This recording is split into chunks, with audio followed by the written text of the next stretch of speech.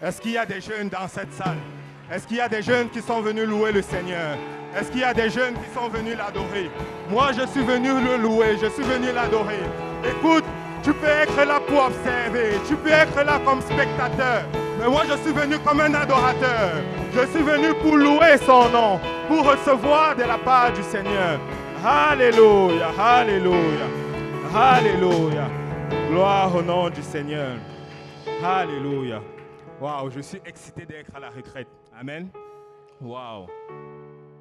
Que le frère David fait un bon travail. Amen. Waouh, waouh, waouh, waouh. La dernière fois, je l'ai regardé, je l'ai dit, waouh, tu me surprends. Et c'est là que j'ai réalisé ceci. Quand le Seigneur donne la vision, quand le Seigneur donne un ministère, il donne aussi la provision. Amen. Et nous ne devons pas être intimidés devant l'œuvre que Dieu met en face de nous. Amen. Laisse-moi te dire que Dieu va t'équiper. Dieu va t'équiper. Dieu va t'équiper. Juste fonce. Et merci beaucoup au pasteur Lionel. Si tu n'aimes pas le pasteur Lionel, écoute, je vais prier pour toi. Waouh! Waouh! Alléluia! Donc je réalise aussi que je me tiens entre vous et le repas. Donc on va aller vite. Amen. Et ce matin, j'étais convaincu en fait que j'allais faire un enseignement. Mais finalement, le Seigneur m'a conduit autrement. Et on va prêcher pour un court moment. Amen. Qui va prêcher avec moi ce matin? Alléluia. Donc si on peut aller dans le livre de Daniel, Daniel chapitre 1, verset 8. Daniel chapitre 1, verset 8. Pendant que vous tournez vos Bibles, je tenais à remercier vraiment le Seigneur pour ma tendre épouse. C'est une femme extraordinaire. C'est une femme extraordinaire. Et si je dois donner un conseil à un jeune, après ta décision de servir le Seigneur, la décision le plus importante de ta vie, c'est le décision avec la partenaire avec qui tu vas passer le restant de ta vie. Amen. Amen. Donc tu veux prendre quelqu'un qui est en feu pour le Seigneur. Amen. Et vraiment merci Seigneur pour ma magnifique épouse. Donc Daniel chapitre 1, à partir du verset 8, la Bible déclare: Or, Daniel résolut dans son cœur de ne pas se souiller par les mets du roi, ni par le vin qu'il buvait, et il pria les eunuques de ne pas l'obliger à se souiller. Et je vais attirer votre attention au début du verset. Or, Daniel résolut dans son cœur. Que quelqu'un peut redire cela. Or, Daniel résolut dans son cœur. Et avec l'aide du Seigneur, je vais prêcher sur la puissance d'une bonne décision. Pasteur Lionel, est-ce que tu peux prier, s'il te plaît? Père, nous te louons, nous te rendons grâce, Papa. Nous venons te remettre ce moment précieux alors que ta parole va être prêchée. Oint ton serviteur, Papa, qu'il prêche ta parole sans crainte ni faveur. Oint nous tous, Seigneur, que nos oreilles soient attentives, que nos cœurs soient réceptifs et que cette parole trouve une place fertile en nous qui va germer et produire du fruit qui nous mène jusqu'à la vie éternelle. C'est en ton saint nom que nous avons prié, au nom de Jésus. Amen. Si on peut battre les mains pour le Seigneur avant de s'asseoir. Alléluia. Vous pouvez vous asseoir dans la présence du Seigneur. Amen. À 400 km environ de Jérusalem se trouvait un royaume fort, puissant et majestueux. Ce royaume a étendu son territoire en conquérant de nombreuses régions. Cet empire était célèbre par ses fortifications impressionnantes, ses réalisations architecturales. La ville était entourée de murailles massives et comprenait des structures emblématiques comme les portes du Grand Esther et des jardins suspendus. Qui a déjà entendu parler des jardins suspendus? L'une des 7 merveilles du monde dans l'Antique. Elle était un centre économique prospère avec un commerce florissant et une économie prospère. Sa religion, sa culture influençaient largement les religions voisines. Le nom de cet empire était Babylone.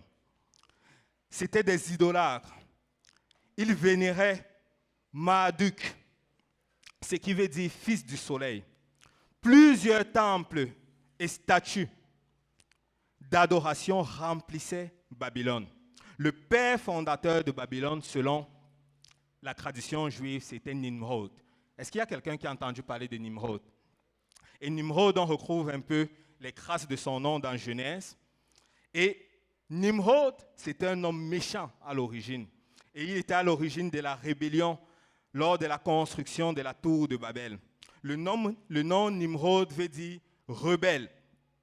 Alors, l'esprit de Babylone remonte de son ancêtre Nimrod, qui veut dire nous sommes rebelles.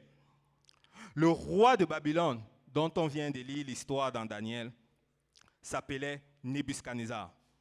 Un homme puissant, fort, cruel et méchant. Son ambition était tellement méchante, il désirait conquérir le monde entier. Ainsi, il a tué plusieurs personnes, il a attaqué Jérusalem pour la première fois et ancré dans le lieu d'adoration, le temple que Salomon avait construit à l'Éternel. Il a souillé, il a pris les ustensiles de l'Éternel et l'a amené loin de Jérusalem. Mais il ne s'est pas juste tourné vers le temple, il s'est également tourné vers des jeunes gens et des jeunes filles. Il s'est tourné vers des jeunes. Et au milieu de tout cela, survient un jeune homme qui a été capturé par Nebuchadnezzar et ses serviteurs. On a amené ce jeune homme loin de sa famille, loin de ses amis, loin de sa patrie, dans un nouveau monde appelé Babylone. Et alors que Daniel est amené loin de tout cela, il se retrouve en face d'un monde inique. Il se retrouve en face d'un monde pécheresse. Il se retrouve en face d'un monde pervers. Et c'est dans ce contexte qu'on a lu le passage d'introduction. La Bible dit, mais Daniel prit la résolution. Est-ce qu'il y a quelqu'un qui réalise ici qu'importe combien tu es entouré, qu'importe l'oppression qu'il y a dans ton école, tu n'as pas d'excuse pour prendre la décision. Qu'importe combien tu es oppressé par la famille, qu'importe combien tu es oppressé par le monde, tu peux prendre une décision. Je viens prêcher ce matin sur la puissance d'une bonne décision. Une décision que tu prends peut affecter ton futur. Ça peut affecter ta destinée. Ça peut affecter ton éternité. Amen. Je pense à Lot. Alors que Lot, il a pris la décision de s'installer à Sodome et Gomorrhe et ça l'a coûté sa famille. Je pense à Saül, alors qu'il a pris la décision impatiemment d'offrir le sacrifice qu'il ne lui était pas permis de faire et ça l'a coûté toute la royauté. Je pense malheureusement à Samson. Samson, ce vaillant homme, brave, puissant, rempli des promesses de Dieu, qui a décidé de se rendre à Timna chez les Philistins. Et cela l'a coûté ses yeux et sa vie. Et je viens juste dire ce matin à quelqu'un, je ne parle pas d'une mauvaise décision. Je veux parler ce matin de la puissance d'une bonne décision.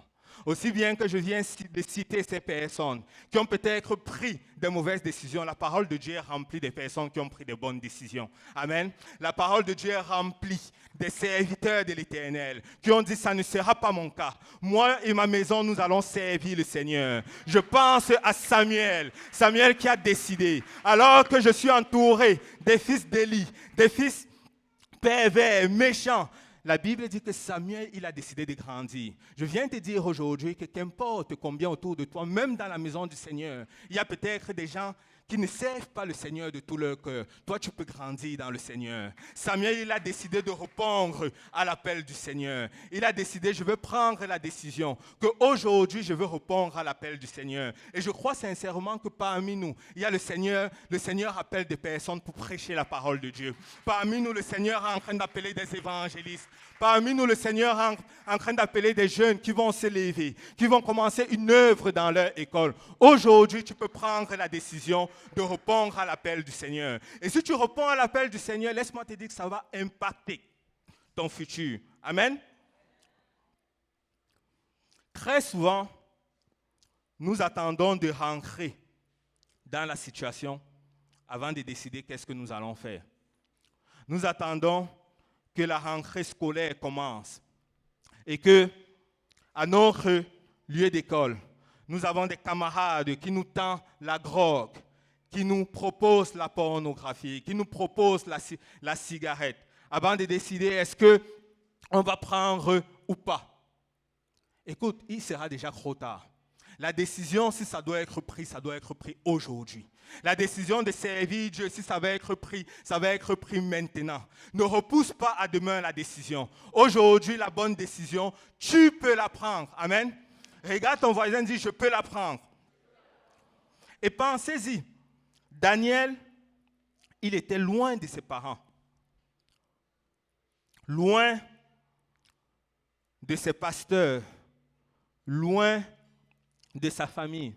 Il était vraiment entouré d'un monde inique. Non seulement s'il était loin d'eux, mais il se trouvait dans la maison royale. Il était oppressé, il était poussé à être souillé par les mains du roi. Chaque jour, on venait proposer à Daniel et ses compagnons des mets qui allaient le souiller. Mais Daniel, il avait déjà pris une décision. C'était trop tard. Daniel, il s'était décidé. Qu'importe ce qui va arriver. Je suis peut-être à Babylone, mais je ne suis pas babylonais. Je suis peut-être dans le monde, mais je ne suis pas du monde. Amen. Laisse-moi te dire, est-ce qu'il y a des personnes qui réalisent leur identité? Nous sommes peut-être de ce monde, mais nous sommes des apostoliques. Nous sommes sauvés par la grâce du Seigneur. Nous avons été lavés par le sang de Jésus, baptisés au nom de Jésus-Christ. Écoute, même si nous sommes dans le monde, nous n'allons pas marcher comme dans le monde. Nous n'allons pas rigoler comme dans le monde. Nous n'allons pas nous vêtir comme dans les gens du monde. Mais nous allons marcher selon les voies du Seigneur. Quelqu'un doit prendre la décision. Qu'importe où je suis, je vais servir le Seigneur. Amen. Et la décision que Daniel a prise de ne pas se souiller par les mains du roi l'a conduit à prendre une autre décision. Quand tu regardes dans la Bible, dans le livre de Daniel chapitre 3, on te dit en fait que Daniel, il avait résolu de prier 3 fois par jour. Daniel, il savait une chose, si je vais tenir ma décision de ne pas me souiller, 5 minutes de prière ne suffit pas. Je ne peux pas me contenter juste de prier quand ma chair le veut. Je ne peux pas juste faire des prières sporadiques. Ça va prendre que je me décide. Ça va prendre que la prière fasse partie intégrale de ma vie. Laissez-moi vous dire, peuple de Dieu, Babylone est trop attrayant. Babylone présente des plaisirs juste trop tentants. La voix de Nebuchadnezzar sonne juste trop fort. La voix de Nebuchadnezzar veut nous attirer dans le péché. Ça va prendre que nous prions, peuple de Dieu. Si nous allons arriver, nous ne pouvons pas nous contenter des prières sporadiques. Ça va prendre que nous nous engageons à prier chaque jour. Amen. Et nous devons prier. Nous devons prier si nous allons y arriver. Je me rappelle, quand j'étais à l'université, alors que j'allais à l'université, il y avait toute forme de perversion. Tu pouvais voir vraiment toute forme de discours inique, des personnes qui s'habillaient vraiment d'une façon tellement perverse. J'étais vraiment entouré d'un environnement impur. Et j'avais pris cette décision-là, que je vais prier. Chaque matin, avant de sortir de la maison, j'allais prier. Et le soir, alors que j'allais finir les cours, qu'est-ce que j'allais faire? J'allais aller dans une salle à 22h, quand personne n'était là. J'allais ouvrir la porte de la salle et j'allais prier. J'avais déjà mon horloge. Dès que 23h30 sonne, il fallait que je cours pour prendre le dernier micro. Et quand j'ai pris cette bonne décision, le Seigneur m'a gardé. Amen. Le Seigneur m'a préservé au milieu de cette génération perverse. Et le Seigneur, par-dessus tout, m'a utilisé. Laisse-moi te dire que si tu veux être utilisé par Dieu, si tu veux être béni par Dieu, ça ne va pas être par des titres, ça ne va pas être par ton nom de famille, ça va prendre de bonnes décisions. Amen. Parce que les décisions que tu prends aujourd'hui vont te suivre partout où tu vas passer. Et la Bible dit que cette décision que Daniel a prise, ça l'a conduit à prendre une autre décision, celle de prier.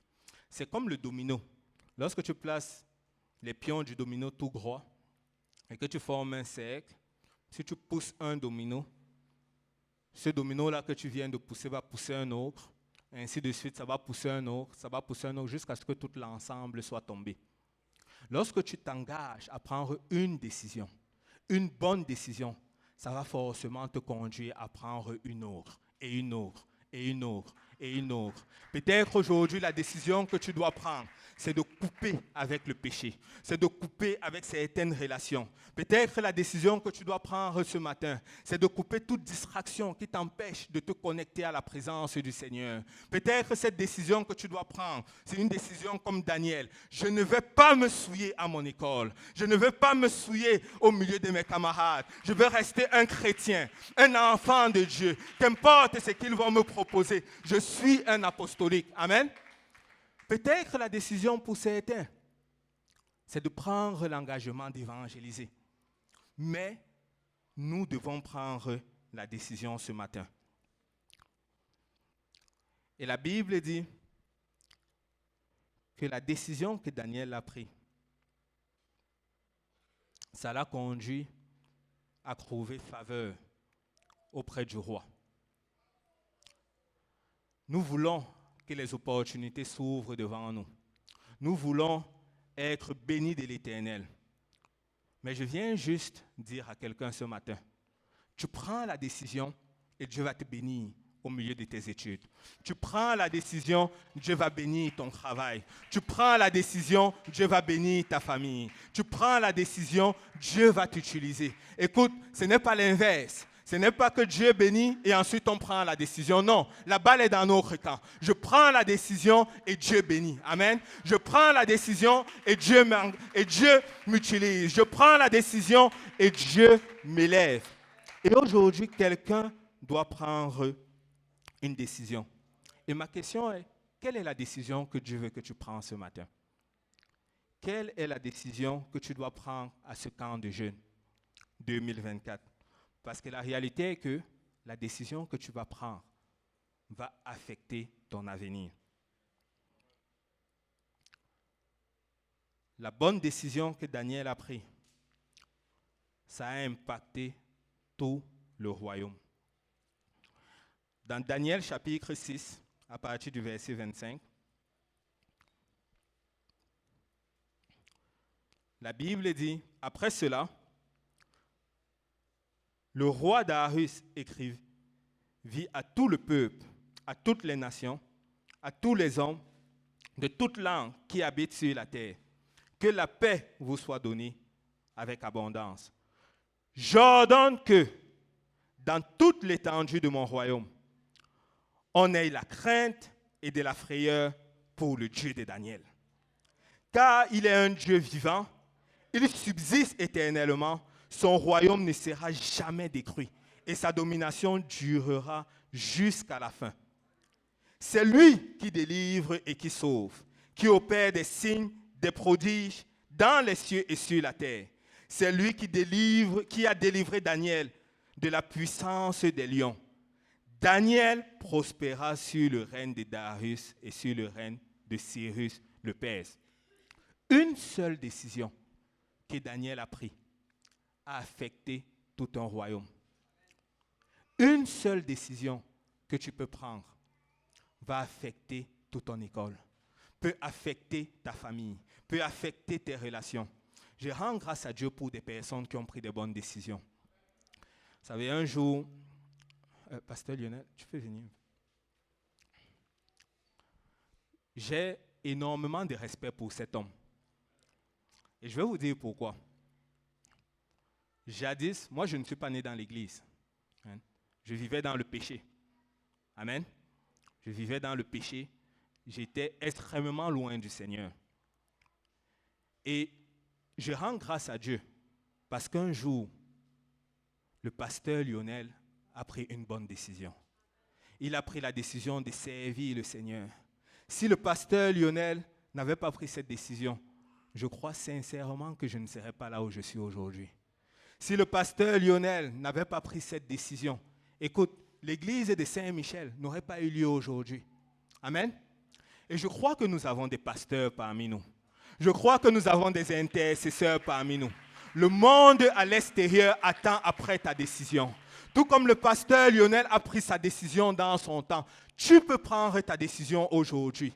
Ne remets pas au lendemain. Parce que laisse-moi te dire, plus tu remets au lendemain, plus il y a un monde dehors qui périt. Amen. Et je ne sais pas s'il y a des personnes qui veulent s'engager ce matin. Je veux prendre la décision de ne pas me souiller par les choses du monde. Je veux prendre la décision de m'engager dans les voies du Seigneur. Qu'importe ce que Babylone me propose, je vais servir le Seigneur. Amen. Et on va terminer par ceci.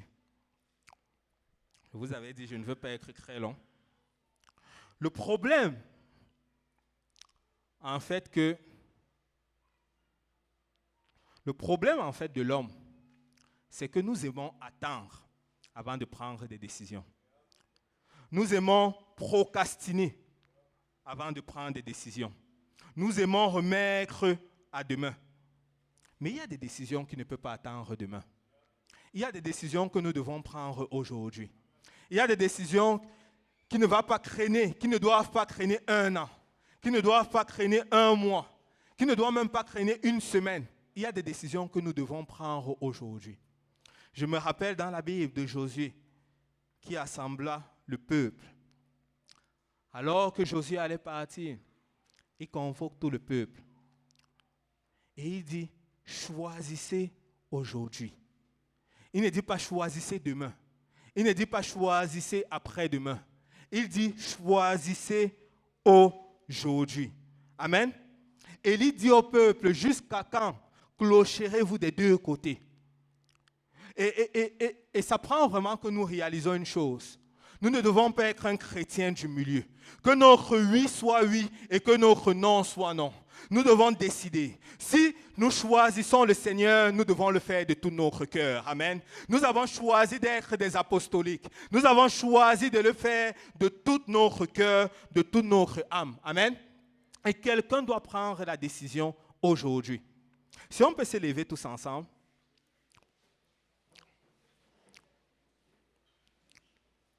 Si les musiciens peuvent revenir. J'avais un bon ami quand j'étais au secondaire. Et c'était un jeune Congolais.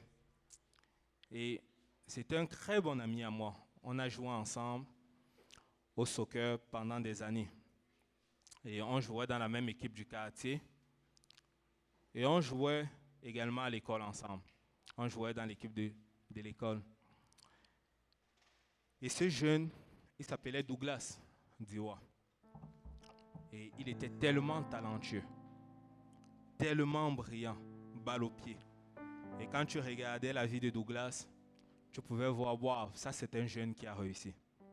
Et plus tard, il a signé des contrats professionnels. Il est allé en Europe et aux États-Unis. Et là-bas, il a eu plusieurs portes ouvertes. Il jouait au foot. Mais malheureusement, Douglas ne servait pas le Seigneur. Entre-temps, j'ai donné ma vie à Dieu. Et j'ai revu Douglas plusieurs années après, dans un H&M. Et alors que j'ai revu Douglas, on s'est embrassé. Je lui ai dit, Dougui, ça fait longtemps, comment tu vas? Et il m'a pris dans les bras, on s'est salué, on était tellement contents. Et je lui ai dit, Dougui, j'ai donné ma vie à Dieu. Et tu peux prendre également la décision de servir le Seigneur. Tu peux prendre la décision de renoncer à la vie que nous menons, à la vie du péché, à la vie des débauches.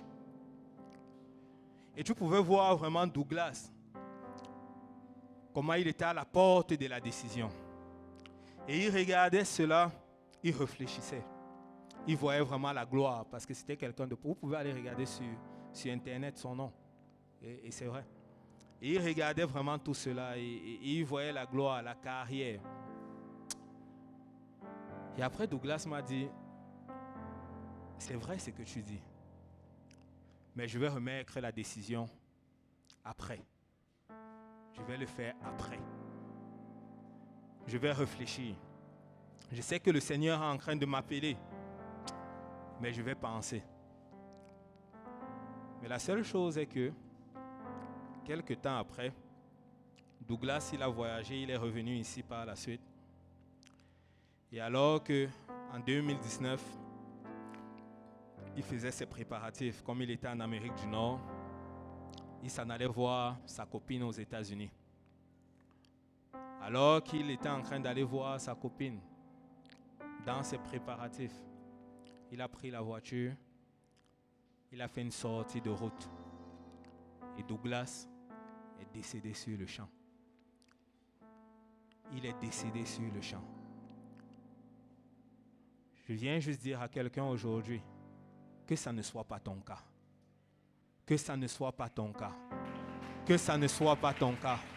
Que ça ne soit pas ton cas, peuple de Dieu. Dieu met devant toi la vie et la mort. Dieu met devant toi la bénédiction et la malédiction. Tu peux choisir aujourd'hui. Il y a des personnes que Dieu les appelle à se séparer des mauvaises influences. Il y a des personnes que Dieu appelle peut-être à se séparer de certains réseaux sociaux qui les empêchent de prier, qui les empêchent de lire la parole de Dieu. Il y a des personnes qui ce matin, dans ce camp, Dieu appelle à donner sa vie à Jésus-Christ. Écoute, si tu n'as jamais été baptisé au nom de Jésus, ne sors pas de ce camp sans être baptisé au nom de Jésus. Aujourd'hui, c'est ton jour. Aujourd'hui, c'est le jour du salut. Ne remets pas à demain, peuple de Dieu. Aujourd'hui, prends la décision. Prends la décision. Il y a peut-être des personnes qui n'ont jamais reçu le Saint-Esprit. Ne sors pas de ce camp sans recevoir le Saint-Esprit. Ce matin, c'est ton matin. Amen. Ce matin, c'est ton jour. Il y a des personnes que le Seigneur appelle dans un ministère. Ne remets pas à demain. Tu peux t'engager aujourd'hui. Il y a des personnes que le Seigneur appelle peut-être de se réveiller plus tôt pour prier. Fais-le de bon matin. Amen. Et aujourd'hui, le Seigneur m'envoie dire à quelqu'un, c'est une journée d'engagement. C'est une journée où nous allons prendre des décisions. Nous refusons de sortir d'ici comme nous sommes ancrés. Nous refusons de revenir et de repartir juste d'avoir passé un bon temps dans le camp. Mais nous voulons ressortir changés. Nous voulons ressortir différemment. Nous voulons que notre marche change. Nos ambitions changent. Le désir de nos cœurs change. Aujourd'hui, quelqu'un doit prendre une décision, peuple de Dieu. Aujourd'hui, quelqu'un doit prendre une bonne décision. La décision que tu prends aujourd'hui va affecter ton éternité. La décision que tu prends aujourd'hui va affecter le salut des âmes, va affecter ta famille, va affecter ton quartier, va affecter des nations. Réalise qui tu es. Tu peux prendre une bonne décision aujourd'hui.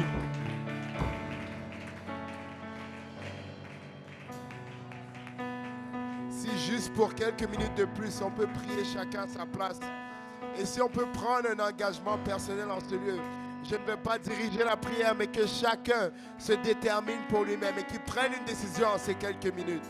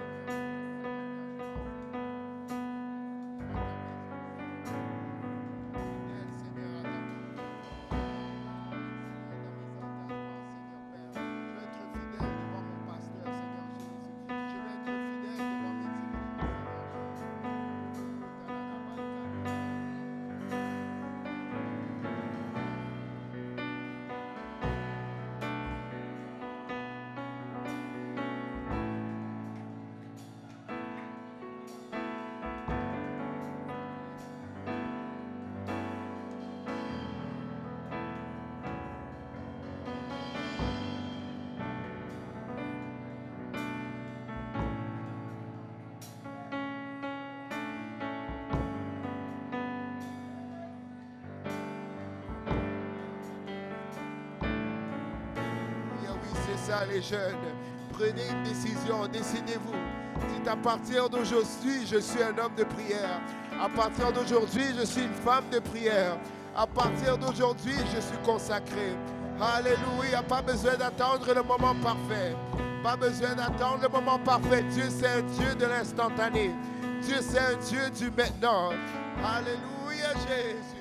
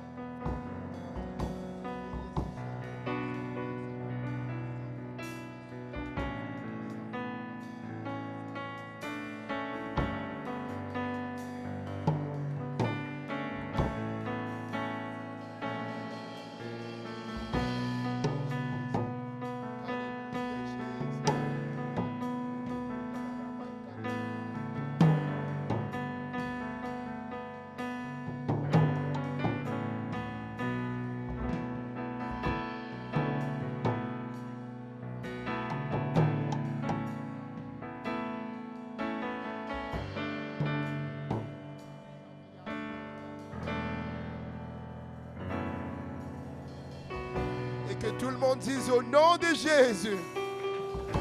Plus fort au nom de Jésus. Si on peut acclamer le Seigneur et le remercier pour sa parole. Merci Seigneur pour ta parole qui nous convainc, qui nous change Seigneur Père. Merci de nous avoir apporté ton serviteur, le frère Pierre qui nous a parlé, qui nous a exhorté aujourd'hui. Seigneur, qu'aujourd'hui soit une journée de changement. Qu'aujourd'hui soit une journée où est-ce qu'on a un nouveau commencement Jésus. Merci Seigneur pour ce que tu fais. Merci Seigneur parce que tu es un Dieu bon. Merci parce que tu es fidèle. Amen, amen, amen, amen. Alléluia. Sans plus tarder, on va aller à un moment de dîner. On va faire d'autres annonces de l'autre côté aussi avant les activités. Mais comme la cuisine est sur un horaire un peu plus serré, on va y aller. Mais que cette parole reste avec nous. Amen. Quand on entend la parole de Dieu, des fois, j'ai l'impression que même un jour après, on demande qu'est-ce qu'on a prêché, on a déjà oublié. Ça, c'est parce que souvent, nous oublions de prendre le temps de méditer sur un message. On l'entend et puis on le laisse. Mais que ce message reste dans nos cœurs. Amen. Donc, on va se diriger de l'autre côté. On va procéder comme on a toujours procédé. On va le faire avec un pas un peu plus accéléré. Amen. Que Dieu vous bénisse.